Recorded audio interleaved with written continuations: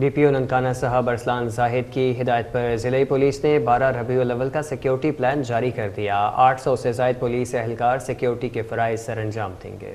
12 ربیع الاول کو ضلع بھر میں 31 جلوس اور 10 محافل منعقد ہوں گی۔ 800 سے زائد پولیس افسران نوجوان سیکیورٹی ڈیوٹی کے فرائض سر انجام دیں گے۔ ڈی پی او دفتر میں ایمرجنسی کنٹرول روم قائم کیا گیا ہے۔ سیف سٹی کے 131 سی سی ٹی وی کیمروں سے جلوسوں کی کڑی نگرانی کی جائے گی۔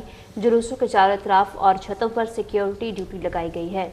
ڈی پی او ارسلان زاہد کا کہنا ہے کہ ضلعی پولیس میلاد مصطفیٰ کمیٹی اور شہریوں سے مکمل تعاون کو یقینی بنائے گی۔ جشن عید میلاد النبی صلی اللہ علیہ وآلہ وسلم کی سیکیورٹی کو عبادت سمجھ کر سر انجام دیں۔ والدین اپنے بچوں کو قانون شکن سرگرمیوں سے باز رکھیں۔ شہری مذہبی عقیدت مندی کی ادائیگی میں بین المسالک ہم-آہنگی اور بھائی چارے کو فروغ دیں۔